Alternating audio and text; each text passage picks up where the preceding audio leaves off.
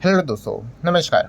SMKC channel में मैं आप सभी लोगों का दिल से बहुत बहुत स्वागत करता हूं। सो दोस्तों, आज के दिन का आखिरी वीडियो है, तो चलिए स्टार्ट करते हैं। सबसे पहले तो अमेरिकन मार्केट को देख लेते हैं कैसा चल रहा है। तो इतना कुछ खास नहीं, फ्लैटिश परफॉर्मेंस ही देखने को मिल रहा है। इनफैक्ट अभी वीडियो बना रहा हूँ तभी हरे निशान में देखने को मिल रहा है, कुछ टाइम पहले लाल निशान में ही देखने को मिल रहा था।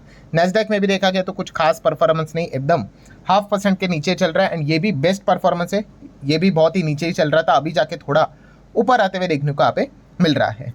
देन अगर हम लोग बात करेंगे दोस्तों, आज के दिन जैसे कि आप सभी लोगों ने देखा ही, इसके ऊपर मैंने डिटेल में वीडियो भी बनाया था। अमन लिमिटेड जो एक कंपनी केमिकल सेगमेंट में काम करती है, छोटी कंपनी, माइक्रो कैप कंपनी है। एंड इनके जो नंबर्स हम लोग को देखने को मिले थे वो अच्छे देखने को आप मिले थे। एंड मार्केट ने भी इनके नंबर को अप्रिशिएट किया, आप लोगों ने देखा ही होगा। सर्किट भी लगते हुए देखने को मिल रहा था, एकदम 17-18%, 20% तक स्टॉक भागते हुए देखने को यहाँ पे मिल रहा था। सो ठीक है, मार्केट को नंबर अच्छे लगे तो हम कह सकते हैं भाई कि अच्छी तेजी देखने को मिल गई। देन दोस्तों बात करेंगे जेन स्ट्रीट। यस, जब से जेन स्ट्रीट को यहाँ पे सेबी ने ब्लॉक किया है, बैन किया है, उसके बाद हमारे मार्केट में लिटरली आप कह सकते हो जो ट्रेडिंग करने वाले जो लोग हैं वो कह रहे हैं कि भाई बाजार में तो कोई मजा ही नहीं आ रहा है, वॉल्यूम्स गायब होते हुए देखने को यहाँ पे मिल रहे हैं। एंड बात सच भी है, जेन स्ट्रीट आपको पता ही है कितने हेवी क्वांटिटी के साथ यहाँ पे हम लोग को ट्रेड करते हुए देखने को यहाँ पे मिलता था। बट जैसे ही उनकी धांधलीबाजी यहाँ पे पकड़ी गई, सेबी ने इनके ऊपर रेस्ट्रिक्शन लगा दिए, बैन लगा दिया। एंड आपको पता ही है कि सेबी ने ये भी कहा था कि 4,843 करोड़ आपको क्या करना है, जो इलीगल गेन आपने कमाए अकॉर्डिंग टू द सेबी, वो आपको एस्क्रो अकाउंट में ट्रांसफर करवाना पड़ेगा। ठीक है, उसके बाद अगर जेन स्ट्रीट मान लेता है अपनी गलती, ठीक है, फिर वो पेनाल्टी इंटरेस्ट जो भी कुछ हो सकता है। एंड अगर जेन स्ट्रीट इस गलती को नहीं मानता है, फिर वो तो चीज़ें हम लोग को बैटल कोर्ट में शायद से जाते हुए देखने को यहाँ पे मिल जाती है। एनीवेज, सो फिलहाल अभी की चीज़ें दोस्तों ये चल रही है कि जेन स्ट्रीट ने सेबी का ये जो ऑर्डर है वो कंप्लीट किया है, मतलब उन्होंने 4,843 करोड़ एस्क्रो अकाउंट में ट्रांसफर किया। एंड दोस्तों अभी खबर यहाँ पे सामने आ रही है कि जेन स्ट्रीट ने रिक्वेस्ट किया है सेबी को कि हमारे ऊपर का जो बैन है, ठीक है, उसको लिफ्ट किया जाए, उठाया जाए। सो अभी ऐसा रिपोर्ट के जरिए खबर आ रही है कि इसी हफ्ते शायद से खबर आ सकती है कि सेबी इनके ऊपर मतलब बैन हटाएगा नहीं हटाएगा। मतलब सेबी भी एग्जामाइन कर रहा है कि इनके रिक्वेस्ट को मतलब मानना है कि नहीं मानना है। ठीक है, ये तो सेबी के हाथ में है, तो लेट्स सी क्या होता है। बट इसी खबर के चलते आज के दिन बीएससी में हम लोग को तेजी देखने को मिल गई। ठीक है, बीएससी ये 4% क्यों तेज था, इसी चीज़ के चलते कि अगर जेन स्ट्रीट को वापस अलाउ किया गया, इनको क्या है भाई, जितना ज़्यादा आप ट्रेड करो उतना ज़्यादा इनको पैसा मिलेगा। ठीक है, इनको उतना कमीशन मिलेगा। ठीक है, मैच कोई भी जीते भाई, टिकट सेलर जो होता है भाई वो हमेशा कमाता है, बस वैसे ही है इनका। सो जैसे खबर देखने को मिली थी जेन स्ट्रीट बैन हो गया, वॉल्यूम्स गिरते हुए देखने को मिल गए, तो बीएससी की बैंड बजना स्टार्ट हुई। और जैसे अभी खबर आ रही है कि जेन स्ट्रीट ने रिक्वेस्ट किया है सेबी को कि भाई हमारे ऊपर का बैन यहाँ पे हटा दो, अभी भी हटा नहीं है भाई, बट सिर्फ इस उम्मीद के चलते कि सेबी ने कहा है कि हम कंसिडर करेंगे, देख लेते हैं हटाना है कि नहीं हटाना है करके, तो ये स्टॉक आज के दिन भागते हुए देखने को मिला। अगर भविष्य में अगर खबर आती है कि अगर सेबी नहीं मानती है कि नहीं नहीं भाई हम आपके ऊपर एग्जामाइन कर लिया, बैन वैसा ही रहेगा, नहीं हटेगा, तो वापस बीएससी यहाँ पे पिट भी सकता है। ये कॉमन सेंस वाली बात देखने को मिल रही है। नेक्स्ट बात करेंगे दोस्तों तो Tata group. Yes, Tata group आजकल बहुत चर्चे में यहाँ पे रहता है। टाटा ग्रुप की टीसीएस के नंबर देखे थे, इतने कुछ खास नहीं थे। अभी आप सभी लोगों ने टाटा इन्वेस्टमेंट के भी नंबर देख लिए, इतने कुछ खास, इन्वेस्टमेंट नहीं माफ़ कीजिएगा, टाटा टेक्नोलॉजीज के नंबर की बात कर ले, इतने कुछ खास नहीं थे, ठीक है थे। तेजस नेटवर्क की तो हालत, उनका तो बिजनेस ही उसी प्रकार का है, आप सभी लोगों को पता है, मोटा चेक फटा तो कंपनी के अच्छे नंबर आते हैं, वरना तो भाई कंपनी तो बस ढलती हुई ढलानी देखने को मिल जाती है। सो टाटा टेक की बात करें तो यस, नेल्को के भी नंबर हम लोग को देखने को मिल चुका है। नेल्को के भी नंबर ईयरली देखा गया, ईयरली वाइज तो इतने कुछ खास नहीं रहे, इसीलिए स्टॉक आज के दिन 4 से 5% हम लोग को टैंक मतलब गिरते हुए देखने को मिला था, जहाँ पे प्रॉफिट 60% ईयरली हम लोग को डाउन देखने को मिल गया। एंड मार्जिन भी नैरो होते हुए देखने को यहाँ पे मिले थे। सो नेल्को भी इसी चीज़ के चलते गिरा था, नेल्को भी अल्टीमेटली टाटा के अंदर हम लोग को देखने को मिल जाता है। हाँ, काफ़ी लोग कह रहे हैं अरे फिर तो देखा गया टाटा में तो कुछ अच्छा ही नहीं हो रहा है, तो दोस्तों ऐसी कोई बात नहीं। रैलीज इंडिया की बात कर ली, ये भी टाटा ग्रुप की कंपनी, आज के दिन इन्होंने भी नंबर दिखाया और इनके नंबर अच्छे देखने को मिले हैं, जहाँ पे आप देख सकते हैं ईयरली परफॉर्मेंस कंपनी का ऑपरेटिंग प्रॉफिट 96 का 150 करोड़ हो गया लास्ट टाइम। तो ये यहाँ पे तो आप कह सकते हो ये तो लॉस में ही था, सीधा प्रॉफिट में आ गया, ये तो ऑपरेटिंग बात है। फाइनल प्रॉफिट की बात करेंगे, 48 करोड़ का final profit becomes the 95 crore. And the last quarter company loss में थी, वो तो बस प्रॉफिट में ही आ गई, यही सबसे बड़ी बात है। सो रैलीज ये भी टाटा ग्रुप की कंपनी, तो इन्होंने अच्छे नंबर्स यहाँ पे दिखाए हैं। देन अगर बात करेंगे दोस्तों तो टाटा ग्रुप एक और चीज़ के चलते चर्चे में आ गया, जो कि आपको पता ही है भाई, एयर इंडिया। सो एयर इंडिया आप सभी लोग को पता है, रिसेंटली हम लोगों ने जो हादसा देखा था, ठीक है, मतलब अभी भी मतलब ऐसा लगता है कि आप सभी लोगों को पता है, मतलब इतना बड़ा हादसा था कि मतलब जो अभी भी इससे रिलेटेड जो हर कोई इंतजार कर रहा था इन्वेस्टिगेशन रिपोर्ट क्या सामने आएगी। तो दोस्तों सबसे पहले तो हम लोग यहाँ पे कह सकते हैं कि जो चीज़ें यहाँ पे बताई जा रही थी जो स्विच को लेकर, फ्यूल स्विच को लेकर, तो बताया जा रहा है कि नहीं नहीं भाई ये तो सेफ है करके जो बाकी इन्वेस्टिगेशन करने वाली बॉडीज़ है।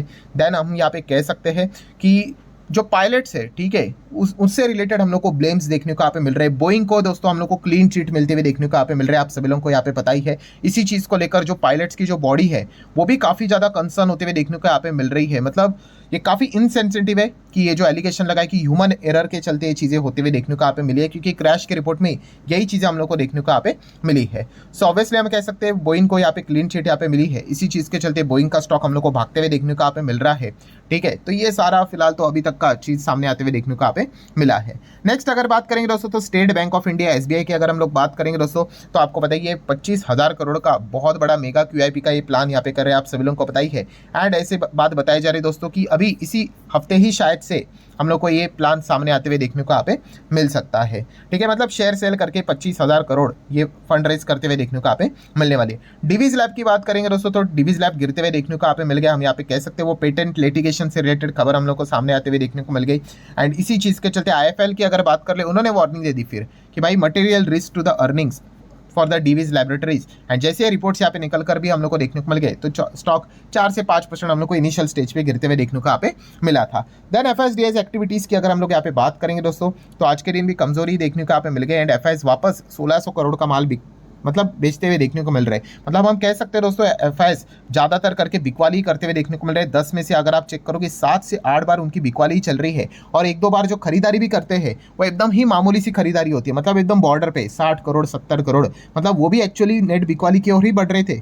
बट थोड़ा सा ऐसा लगता है गलती से बाइंग की ओर से यहाँ पे वो आ गए। डीआईएस की बात करें ये तो अपना लगातार बाइंग यहाँ पे जारी रख रहे हैं। 1800 करोड़ की बाइंग उनके ओर से हम लोग को लगातार देखने को यहाँ पे मिल रही है। नेक्स्ट अगर बात करें दोस्तों तो European union, yes European union की भी अगर हम लोग बात करेंगे दोस्तों तो रशिया को चोक करने के लिए जैसे अमेरिका यहाँ पे कोशिश कर रहा है दोस्तों, यूरोपियन यूनियन भी इस चीज़ को अभी ओपन तरीके से सपोर्ट करते हुए देखने को मिला। जैसे मैंने बीच में वीडियो भी बनाया था कि अगर हम लोग अमेरिका के जो सेनेटर है मिस्टर रिचर्ड की बात कर ले तो उन्होंने तो ये तक कहा था कि हम ट्रंप को खुला समर्थन देंगे, 500% टैरिफ लगा दो जो भी रशिया से ऑयल यहाँ पे खरीदेगा। And European countries, European union भी इस चीज़ को खुले आम सपोर्ट करते हुए देखने को यहाँ पे मिल रहा था। एंड फिलहाल अभी आप देख सकते हो दोस्तों यूरोपियन कमीशन की अगर बात करें दोस्तों तो उन्होंने प्रपोज भी किया है कि रशिया के ऊपर 15% का और कैप, मतलब जो पुराना जो प्राइस था ग्लोबल प्राइस उसके नीचे और 15% का कैप यहाँ पे लगाया जाए। मतलब अभी का कैप कितने पे चल रहा था, $60 प्रति बैरल के हिसाब से। सो 15% और नीचे मतलब कितना, और आप यहाँ पे कह सकते हो 47 के आसपास के रेंज में आप अराउंड यहाँ पे कह सकते हैं। मतलब क्या दोस्तों, रशियन क्रूड ऑयल अगर यहाँ पे खरीदा जाएगा तो रशिया को केवल $47 प्रति बैरल के हिसाब से एवरेज प्राइस आप यहाँ पे कह सकते हो इतना ही यहाँ पे मिल सकता है। मतलब क्या हो जाएगा कि रशिया की इकोनॉमी वो जो कि क्रूड ऑयल के चलते ही ज़्यादा चलती हुई देखने को यहाँ पे मिल रही है, तो शायद से उनकी फंडिंग कम हो जाए, वीक हो जाए। एंड इस चीज़ के चलते हम कह सकते हैं रशिया शायद से यूक्रेन के अगेंस्ट वॉर लड़ने से रिलेटेड जो चीज़ें अभी भी चल रही है उसको रोक दे। तो ये इस रणनीति में अमेरिका के साथ हम लोग को यूरोप भी साफ साफ उसको सपोर्ट करते हुए देखने को यहाँ पे मिल रहा है। लेट्स सी अभी आगे क्या होता है देख लेते हैं। फिलहाल तो आप देख सकते हो क्रूड का जो दाम है वापस 70 के नीचे चलते हुए देखने को मिल रहा है। विंसॉल एनर्जी के अगर हम लोग यहाँ पे बात करेंगे दोस्तों तो अदानी के ओर से इनको 22 करोड़ का ऑर्डर मिलते हुए देखने को यहाँ पे मिला है। बिटकॉइन की बात करें दोस्तों तो यस बिटकॉइन लगातार ऊपर भागते हुए देखने को मिला। आज के दिन भी 120 प्लस जाते हुए देखने को मिलता है। 120 मतलब $1,20,000 प्लस हम लोग को जाते हुए देखने को मिल रहा था। अगर आप देखोगे तो 1,20,000 क्या 21-22 के भी ऊपर यहाँ पे चला गया था, ठीक है। जब से यूएई की खबर हम लोग को देखने को मिल रही है तब से यहाँ पे बिटकॉइन में वो आग यहाँ पे लगी हुई है, वो कंटिन्यू होते हुए देखने को यहाँ पे मिल रही है। नेक्स्ट अगर बात करें दोस्तों तो फर्स्ट क्वार्टर से रिलेटेड अभी कल के दिन की अगर हम लोग बात करें तो काफ़ी कंपनी के नंबर यहाँ पे आने वाले हैं। जीएम ब्रेवरीज के नंबर हम लोग को देखने को यहाँ पे मिलेंगे। इनके नंबर को स्टडी करना इंटरेस्टिंग यहाँ पे रहेगा। चाहो तो हैथवे के नंबर आप थोड़े से गो थ्रू कर सकते हो। HDFC लाइफ की अगर हम लोग यहाँ पे बात करेंगे, ठीक है, सो इंडेक्स लेवल की ये जो कंपनी है इसके नंबर्स को पढ़ना काफ़ी एक इंटरेस्टिंग बात यहाँ पे होने वाली है। देन उसी के साथ साथ हाल ही में लिस्ट हुई कंपनी पहली बार दोस्तों लिस्टिंग के बाद अपने नंबर दिखाएगी, HDB फाइनेंशियल सर्विसेज। देख लेते हैं इनके नंबर कैसे आते हैं, काफ़ी इंटरेस्टिंग पार्ट रहने वाला है इसको स्टडी करने से रिलेटेड। देन अगर हम लोग बात करेंगे और कौन सी कंपनी है ऊपर ऊपर से देखेंगे, ICICI general, ICICI prudential life insurance, ठीक है। काफ़ी मतलब कल के दिन भी बड़े बड़े कंपनी है। जस्ट डायल की अगर बात कर ले इनके भी नंबर देखना काफ़ी इंटरेस्टिंग पार्ट होने वाला है। रिलायंस की कंपनी आपको वो पता ही है। देन महाराष्ट्र बैंक, नेटवर्क 18 की अगर बात कर ले, न्यूरेका की अगर हम लोग बात कर ले, ठीक है। सो इनके नंबर्स भी पढ़ना थोड़ा सा इंटरेस्टिंग फैक्टर पॉइंट यहाँ पे होने वाला है। और कौन कौन सी कंपनी नजर आ रही, स्वराज इंजन के नंबर्स के भी आप चाहो तो थोड़ा सा स्टडी कर सकते हो। देन उसके बाद एंजल वन तो भाई वो तो 16 मतलब अगले दिन हम लोग को देखने को मिलेगा। 15 तारीख के हिसाब से जितने इंपॉर्टेंट नंबर थे वो थोड़े से मैंने आप लोगों को यहाँ पे हाईलाइट करके बता दिए हैं। एंड प्लस अगर कल के दिन की बात करेंगे, one of the most important event, जैसा कि हमारा सीपीआई का डेटा सामने आ चुका है, अमेरिका का भी सीपीआई का डेटा, इन्फ्लेशन का डेटा, ये कल के दिन हमारे सामने आते हुए देखने को यहाँ पे मिलने वाला है। तो इस पॉइंट को भी नोट करके हम लोगों ने चलना है। नो डाउट 3:30 बजने के बाद, मार्केट क्लोज हो जाने के बाद ये डेटा हम लोग को देखने को मिलने वाला है।